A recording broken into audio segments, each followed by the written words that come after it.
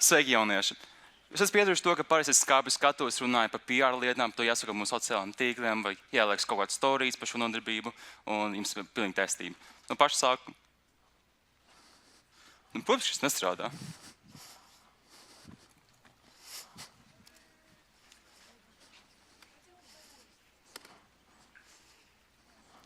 Protams, tā ir taisnība. Pirmais, es aicinātu piesakot mūsu Instagram, @JFS skola, ielikt savus pašus mīļākos smieklus, un pašās beigās izvēlēt savus mīļākos storijas, par kuriem dabūs kaut kādas ļoti garšīgas Ziemassvētku balviņas. Un pagājušajā gadā ātri mūsu IT supports pabeigts strādāt. Un ceru, ka viss izdodas, jo superīgi, varam sākt mūsu prezentāciju. No sākuma man jums ir kaut kāds mazs uzdevums. Padomājiet to, ko jūs šodien esat iemācījušies jūsu fizikas mācību stundās. Padomājiet par jūsu jaunajiem vienādojumiem, likumiem vai kā tam līdzīgi, un atdomājiet to, kāds attiecīgi izpaužas mūsu reālajā dzīvē. Piemēram, gudrākie no jums jau zina, kas ir Bernoulli princips. Ar to mēs varam aproksimēt, kā iztītos ūdens plūsma attiecīgi dažādos trubu augstumos. Zinot, teiksim, ātrumu un spiedienu vienā trubas galā, mēs zināsim, kā izpaudīsies attiecīgi otrā. Realitātē mums ir drusku sarežģītāks stāsts. Jā, mēs redzam to, ka mums ir kaut kāds ātrums, pašā augšā ir lēns ātrums, pašā apakšā ir ātrāks ātrums, bet tad ir kaut kāds savāds ātruma gradiens tieši šeit pa vidu, kur ir savienojumi.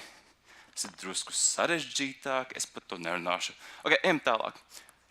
Varbūt vidusskolnieki jums jau zina, kā izpaužas tieši gravitācijas pielūkšanas spēks. Jūs varat aprēķināt ar to, ar kādu spēku divi kosmiski objekti, kā piemēram Zeme un Mēnesis, pielāk viens otru. Un tagad padomājiet to, kā izmantojot šo likumu, mēs varētu aprakstīt to, kā Zeme un Mēnesis pārvietojas. Kaut kas savādi, mums ir vairāki kosmiski objekti, bet to kustība ir gluži haotiska, mēs nevaram to aprakstīt. Ok, sarežģīti, ejam tālāk. Vai pamatskolnieki? Tā kā jūs fizikas pasniedzējs no sākuma pastāstīt to, ka fizikā mēs vienmēr ignorējam gaisa pretestību, ka visi mūsu objekti ir perfekti gludi un visi absolūti burvīgi, realitāte absolūti nav. Iedomājamies gotiņas. Gotiņas, manā prātā, ir absolūti perfekti skaistas būtnes. Un tās aprakstīt kā vienkārši lodes vakumā būtu gaužām nepareizi. Gotiņas patiesībā ir daudz skaistākas, bet līdz to sarežģītākas. Un ap to arī gaisa plūst diezko savādi. Un tā gaisa plūsma rada mūsu pretestīgas attiecības, mūsu apgrūtina visu mūsu sistēmu, un visi ir pilnīgā slikti. Laikam labāk, ka jums ir sapratuši to, ka es runāšu par fiziku realitātē un par to, kā mēs tiešām risinām. Vēlreiz, nekas fizikā nav tik ļoti vienkārši. Bet mums jāuzņem par to, kā mēs risināsim. Un es jau sapratuši to, ka es runāšu par to, kā mēs taisam tieši fizikas simulācijas ar datoriem. Tāpēc es jums piedāvāšu šādu gājienu. Nākamo 40 aptuveni minūšu laikā mēs sākam uzzināsim to, kāpēc fizika vispār ir problemātiska. Pēc tam mēs aprunāsim to, kā mēs varam risināt šīs vienas lielās problēmas. Un tad parunāsim to, kā datori mums palīdz atrisināt šīs problēmas. Un visbeigās nebūtu nekāds vēl lielāks problēmas. Krišjāns Kalme, šīs nodarbības galvenais organizators, man palīdz vienkārši parādīt kaut kādas ļoti skaistas ilustrācijas par to, kā tas viss pilnībā strādā. Un no paša sākuma vispār, kāpēc es šeit esmu, kāpēc par šo runāju? Protams, mums vārds ir Bernhards, es sauc dažkārt par Bībī. Kā jau varams JFS pasniedzējiem, man ir fizikas bakalaura grāds. Tagad es attiecīgi esmu fizikas maģistra students. Tā kā visas manas grūtības vēl tikai turpinās un nav nemaz tik ļoti viegli, atkal jaunas problēmas. Un, ja es nestrādāju JFS skolā vai arī nestudēju, es strādāju šeit zinātņu mājas, 5. stāvā Skaistās modelēšanas institūtā, kā vecākais laborants. Bet tas, protams, nav tik ļoti svarīgi kā paša JFS skola. Jo jau no paša sākuma gaita esmu bijis viens no tiem galvenajiem pasniedzējiem, kurš vienmēr skaidījis fonā. Un pēdējās, tur apmēram 10 nodarbības, esmu bijis tās PR cilvēks, ilgāk domāju par skaitņiem attiecīgi sociālos tīklos. Bet es nekad neesmu vadījis nevienu lekciju. Šī ir mana paša pirmā nodarbība, tāpēc es esmu ļoti jauka un ir labs vārds atsauksmēs, es tikai par to ļoti priecātos. Acīm no jums atkal ievērojuši to, ka es strādāju Skaistās modelēšanas institūtā. Skaistā modelēšana, par to ir tieši mūsu lekcija. Ko es actually tur tiešām daru? Vispār interesants fakts, mēs ar Valteru esam kolēģi. Mēs strādājām vienā un tajā pašā laboratorijā, un tieši šī gada maijā, kad rakstīju savu bakalaura darbu, Valdis uzņēma termālo kameru šo attēlu. Vienkārši var redzēt to, kā man kūpa galva attiecīgi strādājot pie savu kombi. Un attiecīgais jautājums jums, ko jūsuprāt es šeit daru? Vai es taisu hidrodinamikas simulācijas, apmācu mašīnu mācīšanās modeļus, taisu kaut kāds PR materiāls priekš SMI, vai arī vienkārši laižu muļķi? Jūs varat ātri nobalsot, kāpēc vēl tik daudz četrnieki? Es redzu ļoti daudz četrniekus, es redzu tikai četrniekus, un paldies jums. Nē, realitātē es nodarbojos ar mašīnu mācīšanos. Tā ir mana galvenā ekspertīze, bet es tieši, visam maniem pirmajiem uzdevumiem šajā institūtā bija taisīt hidrodinamiskas simulācijas. Un, jā, es arī dažkārt laižu muļķi. Es vienmēr laižu muļķi, bet tas ir cits stāsts. Un pirms sākt man pirmo prezentāciju, man jums kaut kas svarīgs jāpasaka. Mūsu matemātika, ko man vajadzētu runāt, ir vienkārši fundamentāli pārāk sarežģīta. Jums būtu tehniski jāzina par to, kas ir parciāli vienādojumi, kā ir vektorizācija, lai aprēķinātu datoros, kas ir matrices formāts. Pēc tam jums būtu jāzina, kas vēl drusku lineārā algebra un vēl. Lai es pats par šo varētu droši justies, man vajadzētu paņemt kādu inženierijas kursu RTU, un atklāt sakot, es to nevēlos. Es nevēlos būt vienkārši vienā telpā ar inženieriem, un tas būtu ļoti bēdīgi. Tāpēc man jums ir ļoti vienkārši risinājums. Mēs gan īsti nemaz par neko nerunāsim. Jūsu galvenā ideja ir vienkārši manī paklausīties, paskatīties smūgas ilustrācijas un beigās vienkārši izprast tās galvenās idejas par to, kā mēs taisam fizikālās simulācijas. Un, ja jūs man piekrītat, es domāju, ka tam iet tālāk. Un man palūdzu šo atstāju drusku ilgāk. Sāksim ar to, kāpēc fizika ir vienkārši fundamentāli grūta. Apskatoties tos piemērus, ko mēs sākumā sniedzu, mēs vienmēr pieņemam to, ka mūsu šķidruma plūsma ir vienmērīga, tam nav nekāds sarežģīti vilnīši, nav nekāds iekšējās bērzes, mūsu šķidrums ir vienkārši ideāls.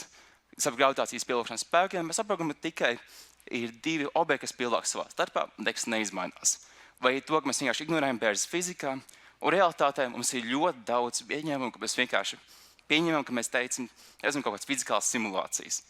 Un jums, protams, ir jāzina tas, ka visi šie fizikas likumi ir patiesi, bet realitātē ir drusku sarežģītāks stāsts. Piemēram, par mūsu ūdens plūsmu vienmēr dabā un pasaulē ir kaut kāda turbulence. Tas ir kaut kādi neregulāri vilnīši, kuri savā ziņā ietekmē un taisa pretestību, taisa bērzi, kurā ir grūti pārvietoties. Un nav vienkārši formulas, kā attiecīgi.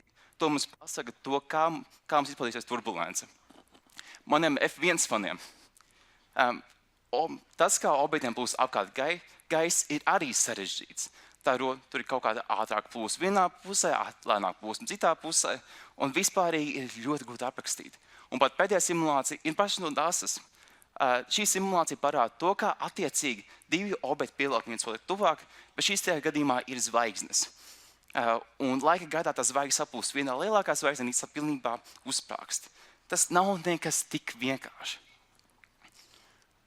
Bet tas, kā mēs fiziķi vienmēr, bet ja jūs esat kaut kāda lielāka, advancētāka fiziķi, tā kā lielai pipari, jums parasti ir kaut kādi 4 soļi, ar kuriem mēs mēģinām atrisināt šīs fizikālās problēmas. Pirmais solis izvēlēt kaut kādu atbilstošu fizikas likumus.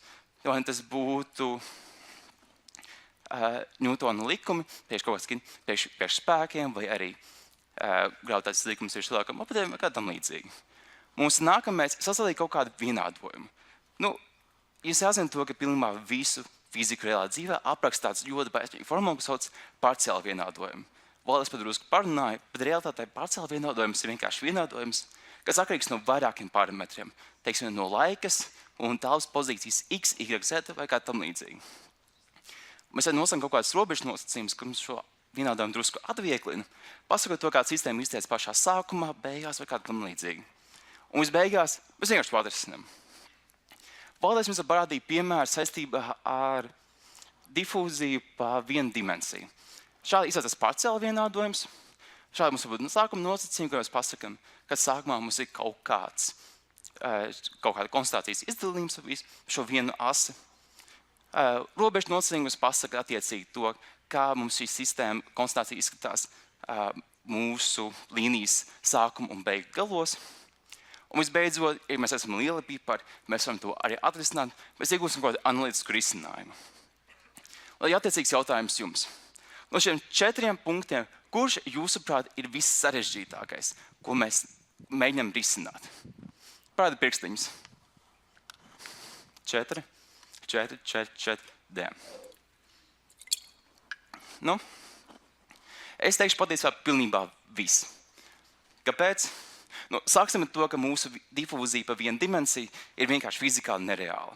Mēs izvēlamies kaut kādu ļoti vienkāršu gadījumu, ko mums pastāstīt, bet realitātē mūsu difūzija notiek pa visām 3 dimensijām. Mēs nevienmēr pateikt tieši, kāda fizikāla likuma mums būtu jāņem vērā priekš šādiem nosacījumiem. Dažkārt mums sanāk pārāk sarežģīts pārcielu vienādojumi, kur mēs vienkārši pat nezinām, kā uzrakstīt vai ko vēl atrisināt. Mums arī nevienmēr zinām tieši robežu nosacījumu, to, kā katrā objekta vietā mums var izmainīties šī vienādojumi, un pašās beigās mums var būt arī ļoti sarežģīti pašā atrisinājumi. Un tāpēc beigās atkal mēs fiziski izstāvamies vienkārši bēdīgi un nelaimīgi. Tās ir izsaucas pašai manas fizikas maģistra kursos, starp citu. Un tad vēlreiz vienkārši apkopojot. Fizika reālā dzīvē ir ļoti, ļoti idealizēta. Mums ir vienkārši sistēmas, ideāls vides un perfekts miedarbības ar visiem spēkiem. Un mēs esam ļoti laimīgi. Realitātē mums var būt ļoti sarežģītas sistēmas, mums var būt ļoti kompleksi nosacījumi, un mums vienkārši pat dažkārt nepastāv analītiski risinājumi, ko mēs varam vienkārši izrēķināt ar pildspalvu un kladi. Un mēs atkal izstāvamies absolūti nelaimīgi. Ja es pat nezinātu labāk, šeit beidzot man prezentācija. Fizika ir fundamentāli sarežģīta, bet tās fizikas likumi strādā, un mēs nespējam paši to atrisināt. Bet es teicu, ka mēs nespējam atrisināt. Par laimi, mums pastāv tehnoloģija. Un mēs varam likt datoriem šīs problēmas risināt. Mūsu nākamā daļa ir tieši apmāties par to, kā datori pieeja pie šī problēma risināšanas. Un, ja mums ir kaut kādas problēmas reālajā dzīvē, ko mēs darām, mēs paņemam šo vienu lielo problēmu, pamēģinām to daudzās mazākās problēmās, un tās attiecīgi individuāli atrisināt vienu pēc otras. Kad mums ir šīs mazās problēmas atrisinātas, mēs iegūsim visu mūsu pilno atrisinājumu. Tieši tāpēc es piedāvāju apsaudzīt tādu gadījumu, ka mums ir kaut kāda lode parastā telpā. Mums vienmēr interesē to, kā gaisa vai šķidrums plūst ap šo lodi. Mūsu pirmā lieta ir to mēģināt diskretizēt. Atvainojos. Mums pastāv dabas, mums pastāv nepārtraukts vides nosacījums. Tas nozīmē to, ka mūsu vide apkārt ap šo cilindru sastāv no bezgalīgi daudziem un bezgalīgi maziem punktiņiem. Arī mūsu lode ir perfekti gluda, un arī tā pastāv no bezgalīgi daudz punktu. Līdz ar to mēs iegūsim bezgalīgi daudz punktus, un bezgalīgi daudz atrisinājumus, bezgalīgi daudz vērtības, un atkal viss ir vienkārši slikti. Lai to atvieglotu, mēs mēģinām to pirmā visu diskretizēt. Mēs paņēmām mūsu lielo telpu, bezgalīgi daudz punktiem, un pamēģinām to sadalīt daudz mazākos laukumiņos. To pašu dara mūsu cilindru vai lodi. Mēs paņemam šo gludo lodi un sadalām to vairākos mazākos nogriežņos. Ja mēs apvienojam visu kopā, mēs iegūstam to saucamo reži. Jā, mēs iegūstam mūsu saucamo reži, un attiecīgi katrs tās mazais elements, kas ir mūsu kvadrātiņu un līniju šajā gadījumā, sauc par šūnām vai elementiem. Un tā mēs esam reducējuši mūsu bezgalīgi lielo problēmu, bezgalīgi daudziem atrisinājumiem, bezgalīgi daudzām vērtībām, uz galīgām vērtībām. Mums tagad ir tikai n noteikts skaits elementu, kuriem mēs varam interesēties un mēģināt tās attiecīgi atrisināt. Un tad vēl vienkārši apkopojot visu. Realitātē mums ir grūta ģeometrija, mēs atdām tos vieglākā ģeometrijā. Trīsstūri, kvadrāti, līnijas un tam līdzīgi. Mums katrā šai figūrai piemīt kaut kāda savu kotnējā vērtība, kas varbūt kaut kāds temperatūras, spiediens, stress vai kas tam līdzīgi. Un pašās beigās arī izskatās to, ka mums katrai figūrai piemīt kaut kāds fizikālā sakarība, un ja mums ir pietiekami smalka šī figūra, arī beigās viss mums kļūst ļoti vienkārši un ļoti precīzi risināt. Paldies man kliedz virsū. Bērnad, ko tu domā par to, ka mums paliek viss daudz vienkāršāk? Kurien tas veids šos apgalvojumus? Mēs varam pateikties par to drusku Valteram. Tieši nākamajā sadaļā mēs aprunāsim par to, kā attiecīgi datori veids šīs fizikālās simulācijas. Un atceros atpakaļ uz Valtera piemēru. Atceramies to, ka mēs nometām mūsu šokolādi no 1 kilometra augstuma. Kaut kādā mirklī tās sasniedz. Tā pamazām krīt, pātrina savu ātrumu, es vienmēr mēģinu sasniegt terminālo ātrumu. Mums sanāk šāda izliekta līnijas grafiks. Gan ok, gan labi. Mēs pielietojam kaut kādu matemātisku sagarības, lai iegūtu vienkāršu aproksimāciju. Lai tajā vietā mēs rēķinātu šos bezgalīgi daudzos ātruma punktus, mēs izlēmēs kaut kādu vienādojumu, kaut kādu laiku soli. Mēs spēram vienu soli, uzminam tās ātrumu, spēram nākamo soli, uzminam tās ātrumu, un tā mēs atkārtojam. Mēs izvēlamies gan lielu šo laiku soli.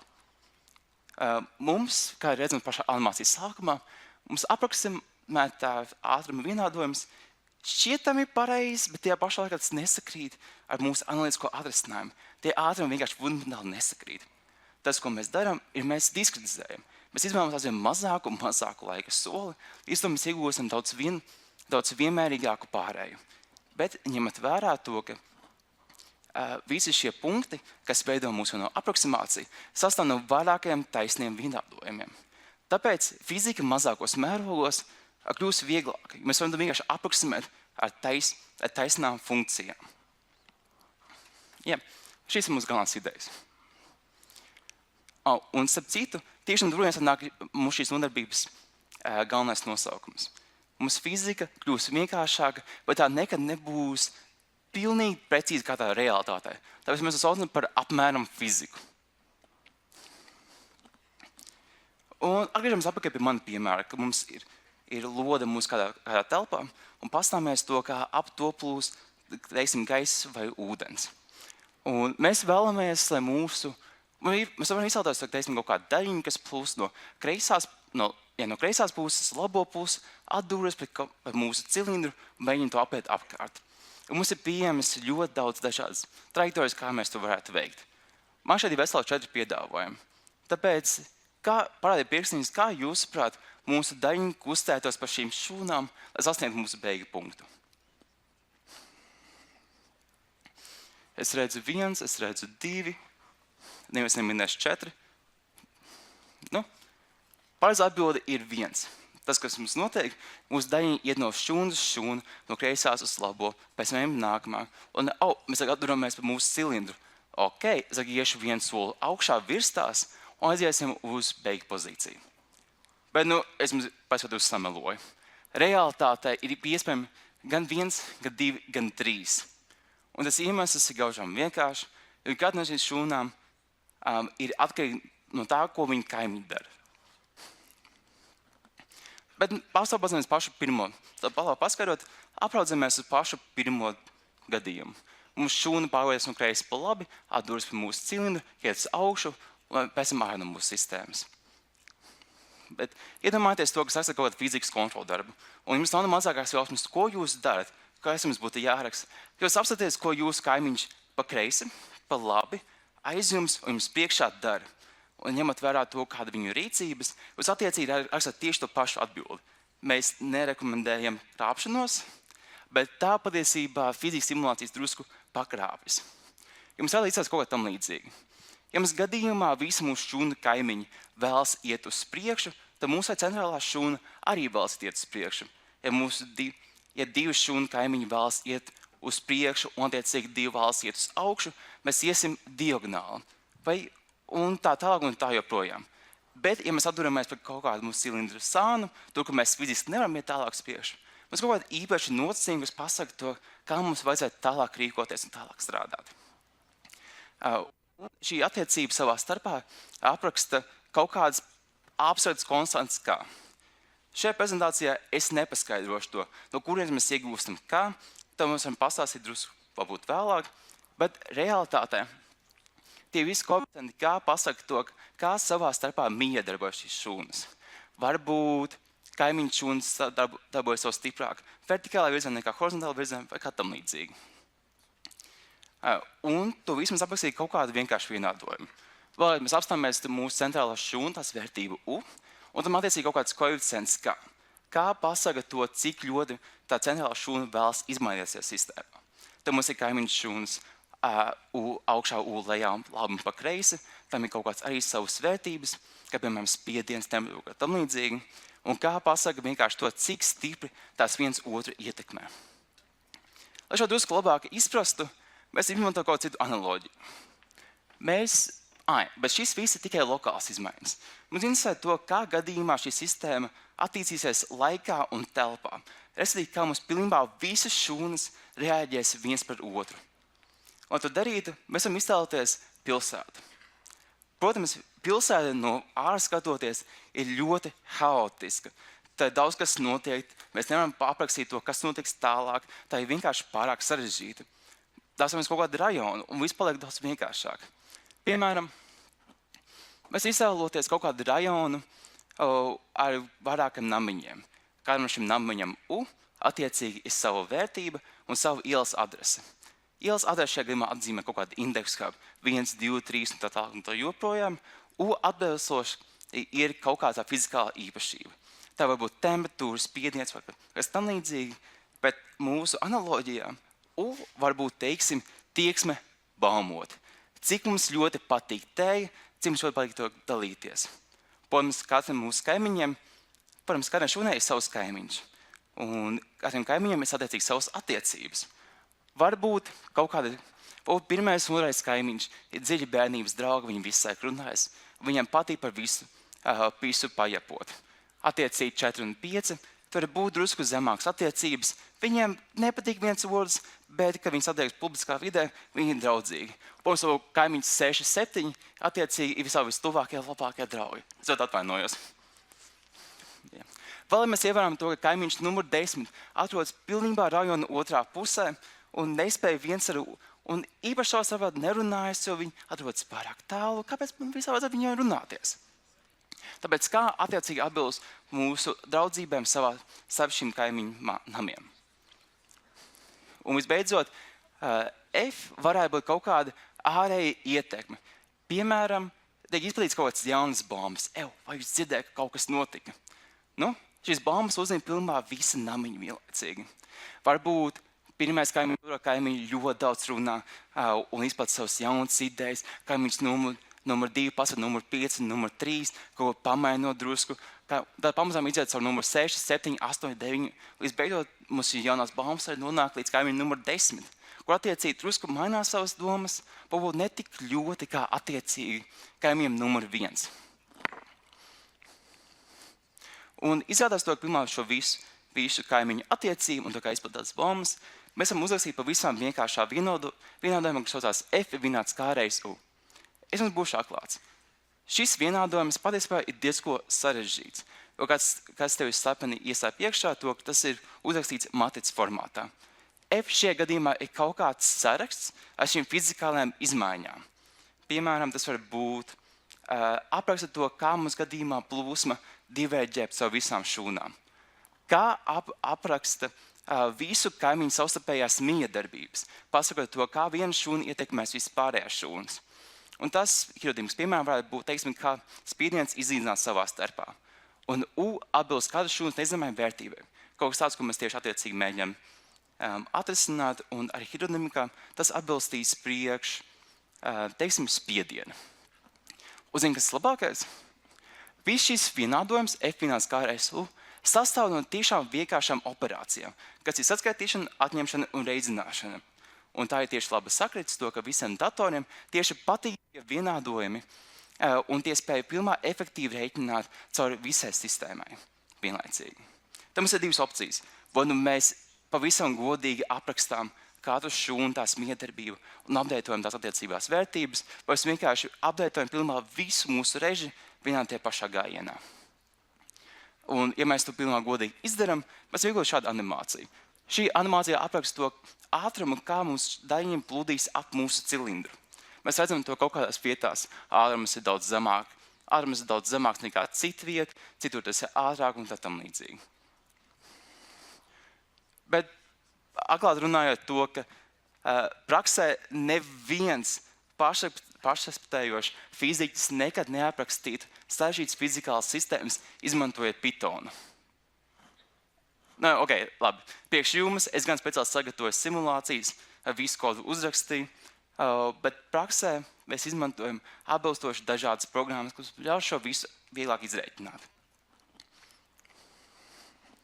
No sākuma mēs izstāsim kaut kādu reži, paņemam mūsu fizikālo simulāciju un, teiksim, ar blokmešu uztaisam to, kāds varētu fiziski izskatīties, un ļaujam kaut kādam algoritmam sadalīt mūsu visu vidi daudz mazākos vienkāršākās formiņās. Šajā gadījumā kvadrātiņi un trīsstūrīši.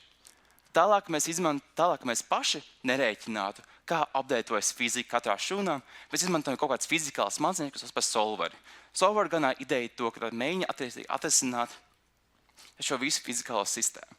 Priekš tā mēs ļoti bieži izmantojam OpenFOAM vai ANSYS Fluent, tieši pēc hidrodinamikas simulācijām, bet pēc šiem gadiem mēs izmantojam kaut kādas citādas programmas.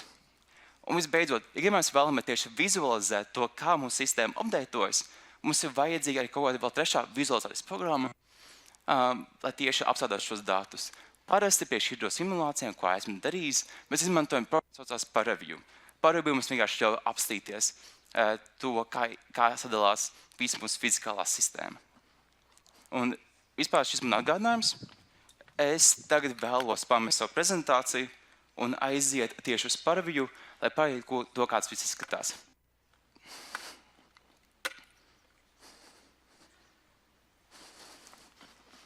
Paldies Valtam, ka izpaudi manu pelīti. Es to ļoti novērtēju.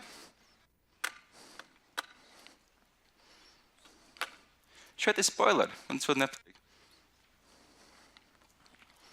Ok, un speciāli priekš jums esmu sagatavojis to pašu fizikālo simulāciju, ko esam visai runājuši, bet daudz savādākā formātā. Mums šeit ir kaut kāda ļoti interesanta kaste. Mums ir ļoti neierasta kaste, kurā ir savs platums, augstums un biezums un kaut kāds caurums vienkārši pa vidu. Mums gadījumā interesē to, kā izskatītos tieši šī šķidruma plūsma, ejot no kreisās puses, attiecīgi uz labo pusi, apējot šo caurumu pa vidu. Labs veids, kā mēs to vizualizējam, ir pamainīt pāris opcijas. Piemēram, redz, kur ir mūsu izveidotais režģis.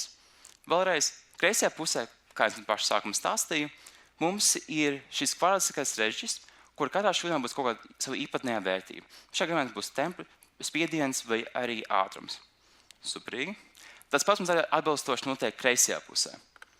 Bet pa vidu ap to cilindru notiek kaut kas drusku interesants.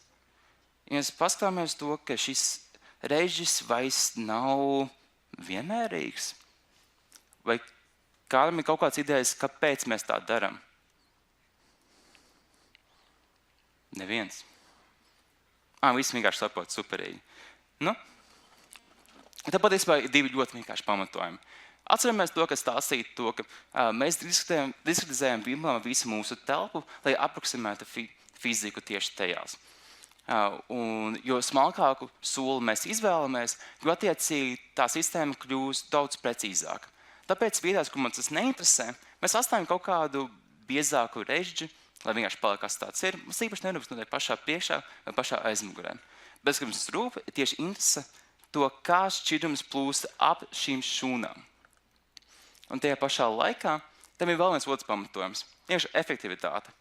Atceramies to, ka mēs sadalām mūsu bezgalīgi lielo problēmu daudzos mazākos solīšos. Mēs iegūsim tikai konkrētu skaitu, ar šūnāks būtu jārēķina. Tas var būt kaut kādi 10, 100, 1000 vai pat miljoni. Bet, ja mēs izvēlamies tiešām rēķināt vairākus miljonus operācijas vienlaicīgi, tas kļūst pārāk sarežģīti. Mūsu apēģumi ilg tiešām ļoti ilgu laiku. Un tāpēc mēs sasmalcinām tieši mūsu interesējušajās vietās, šajā gadījumā ap cilindru, un atstājam pārējās mūsu vietas drusku raupjākas, jo mums atkal sakot vienkārši neinteresē.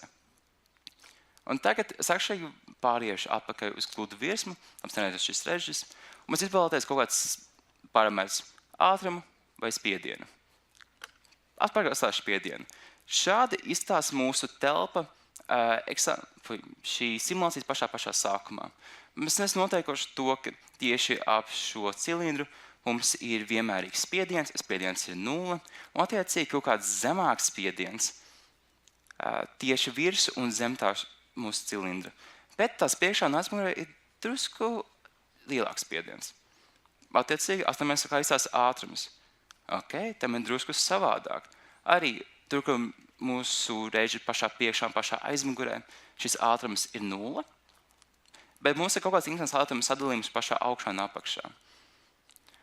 Un tas, ko mēs varam kodīgi darīt, mēs aprēķinām, kā izstās mūsu šūnas vērtības mūsu pirmajā iterācijā, mēs varam nospiest šo poziņu, aiziet nākamo, un pastāvēs to, ka mūsu šūnas ir drusku pamēģinājis savas vērtības, un šķidrums ir paplūst drusku vairāk no kreisās uz labo pusi. Ok, super. Spiedam tālāk. Ok, mums aiziet drusku tālāk. Mums ir jauns vērtības, jauns izdalījums, jauns ātrums. Tas pats arī būs ar spiedienu. Mūsu spiediens pamazām aiziet no cilindra priekšējās puses uz tās aizmugurējā pusi. Mēs šādi varētu spiest un skatīties. Bet zini ko? Es ātri pāriešu uz kaut kādu mūsu 1000 iterāciju. Starp citu, esmu sagatavojis vairāk nekā 10,000 iterāciju punktus. Mēs apzināmies to, kā šī sistēma attīstīsies vairāk nekā 10,000 sekundes. Pašai paliekam tādi 1000. Un tas, ko mēs šeit redzam, ir tas, ko mēs pāris fizikas mācības stundās nerunājam. Mēs ievērojam to, ka mūsu ātrums tieši aiz mūsu cilindra ir pavisam lēns, tas ir ļoti zils. Apskatoties mūsu šajā tabuliņā pa labi, mēs ievērojam to, ka mūsu ātrums ir patiešām ļoti tuvu nulai. Patīs tā nekustās. Attiecīgi, mūsu ātrums ap virs un zem šīs cilindra ir daudz ātrāks, un attiecīgi kaut kāds stagnācijas punkts pašā priekšā. Un tieši šī nelīdzinājās ātrums un tie pašā laikā pēc spiediens ir tā berze, kas tie attiecīgi rodas gaisam plūstot ap mūsu cilindru, ap mūsu objektiem. To mēs parasti ignorējam, šajā gadījumā mēs to neignorēsim. Varbūt vēl interesantāk, zinu ko? Apskatāmies, kā mūsu sistēma attīstās laika gaitā. Es varu vienkārši uzspiest šo palaišanas pogu, un mēs redzam to, ka mūsu spiediens un ātrums izlīdzinās. Ok. Šeit kaut kas interesants notiek, bet pēc tam es parunāšu. Tagad šie mirkļi apstādināšu un parunāšu par ko citu lietu. Pašā sākumā es pieminēju par Bernoulli principu. Visā pats ar roku, kur zina, kas ir Bernoulli princips. Ok, pāris vidusskolnieks tā pieņem. Ļoti patīk. Bet Bernoulli princips apraksta to, ka kā mūsu šķidrums plūst ap šiem objektiem. Apējot ap objektiem, mūsu šķidrumi plūdīs daudz ātrāk nekā priekšātiem, un attiecīgi tur, kur mums ir ātrāka plūsma, tur būs lielāks spiediens. Mums attiecīgi ievērojam šeit, pašā cilindra priekšā mums ir ļoti maz ātrums. Tas nozīmē to, ka mūsu daļiņas iedries mūsu cilindrā, un tās attiecīgi tur paliek, respektīvi gan pat apstājas, bet virs tās un zem tās mūsu daļiņas mēģina pēc iespējas ātrāk apiet šo objektu apkārt. Tāpēc tur ir augsts ātrums. Bet attiecīgi spiediens ziņā ir pretējais tās. Mums rodas lielāks spiediens tieši mūsu cilindra pašā priekšā, bet tur, kur ir ātrāka plūsma, augšā un apakšā, mums ir ievērojami zemāks spiediens. Ok, ejam atpakaļ, bet man baigi interesē to, kas ir šie vilnīši, kas mums veidojās. Ļoti skaisti, vai ne? Es tiešām pacentos. Tas ir vēl viens fizikāls sakarība, likums, novērojums, ko mēs dažkārt redzam reālā dzīvē. Un tas sauc par vortex shedding. Kas šeit notiek? Mūsu cilindra pašā aizmugurē ir nevienmērīgs spiediens sadalījums. Vēlreiz mums ir kaut kāds augstāks spiediens virs un zem mūsu cilindra, attiecīgi zem tās ir zemāks spiediens un priekšā ir augstāks spiediens. Un tieši šīs spiediena izmaiņas dēļ mūsu ūdens mēģina kaut kā apiet ap šo objektu, tādējādi izliecot tā ūdens plūsmu. Bet to arī attiecīgi darot, mums rodas jauns spiediena gradients, mums atkal drusku izmainās to, kā spiediens plūst tālāk uz priekšu. Un attiecīgi pabīda mūsu vilnīt drusku tālāk. Un tādējādi mēs iegūstam. Un šis nelīdzinājās spiediena gradients arī izplatās mums tālāk vidē, iegūstot šādus ļoti skaistus vilnīšus. Manifestējoši, man ļoti patīk. Labi. Zini ko? Arī šie mirkļi pamazām beigšu manu prezentāciju. Ejam atpakaļ uz manu slaidu un parunājam par pašām pēdējām lietām. Vēlos ātri pirms visu apkopot. Iemesls, kāpēc reālā fizika ir drusku sarežģīta, mēs veicam vairākus pieņēmumus. Mēs pieņemam to, ka viss ir daudz vienkāršāk nekā patiesībā tas ir. Par realitāti varbūt drusku sarežģītāk, tu vienkārši visu aprakstītu. Un mūsu galvenās idejas ir tāda, ka mēs attiecīgi mēģinām sadalīt mūsu lielāko problēmu un attiecīgi tās visu vidu. Tās mazākās problēmās, ko mēs individuāli adresējam, mēģinām arī atrisināt. un šo kaimiņu miedarbību savā starpā, un atrisinot šīs mazākas problēmas lokāli kaut kādās mazākās vietās, mums sniedz atrisinājumu pilnībā priekš visas lielās sistēmas. Un tā rezultātā mēs iegūsim pavisam vienkāršu vienādojumu, kas izmanto vienkāršu operācijas datoriem ir ļoti efektīvi. Tieši tāpēc programmēšana un pat datori savā ziņā ir fiziķu labākie draugi, jo mēs spējam daudz vieglāk atrisināt visas šīs problēmas. Bet es arī jūtu to, ka jūs varētu būt drusku neiebrāt manu prezentāciju. Mēs pat daudz ko neaprunājam. Mēs neaprunājamies to, kā mēs diskutēsim šīs problēmas, par to, kā mēs veidojam šos režģus. Mēs runājam, kā vispār šie elementi savā starpā interaktojas, kā mēs varam aprēķināt stresu uz sarežģītos objektos, un tas būtu pēc prezentācijas pārāk sarežģīti. Šajā ledus klucītī mēs esam burtiski pašā augšā. Un tiešām ceru, ka jūs kaut kā gūši tās galvenās idejas to, kā mēs veicam šīs fizikālās simulācijas. Un arī pašiem nobeigumiem man jums ir kaut kāds pāris ieteikumi. Ja gadījumā jums tiešām ir uzrunājis tas, ko esmu pastāstījis, un vēlreiz drusku vairāk pastāvīgi to apgūt, man jums ir 2 piedāvājumi. Mans mīļākais ir OpenFOAM. OpenFOAM tiek izmantots priekš hidrodinamiskām simulācijām, arī priekš termodinamikas, apraugoties to, kā attiecīgi siltums izplatās laikā un telpā priekš dažādiem objektiem. Un labākais ir tas, ka priekš OpenFOAM tā ir bezmaksas open source programma ar ļoti plašu sabiedrību, kur pastāv ļoti daudz dažādu training cases, ko jebkurš var ielādēt savā datorā un pats brīvajā laikā vienkārši palēst un pasīties to, kā tas viss strādā. To es arī aicināšu jums vienkārši to pašu paslaigi pameklēt. Bet, ja jūs nevēlaties gadījumā lādēt kaut kādas jaunas programmas, ir vēl viena mājaslapa, kur saucās SimScale. SimScale ir vairāk inženieriski orientēta mājaslapa, kura jums ļauj attiecīgi veidot šādas simulācijas savā browserī, Chromā vai kā tam līdzīgi. Bet tās, piemēram, vairāk ir fokusēta tieši uz inženieriskām problēmām, to, kā, piemēram, stress izplatās caur dažādiem objektiem vai kā līdzīgi. Tāpēc, jā. Un ar to es arī vēlos pateikties jums par jūsu uzmanību. Es ceru, ka jums patika manas ilustrācijas, es ceru, ka jūs kaut ko jaunu uzzinājāt, un paldies par jūsu uzmanību.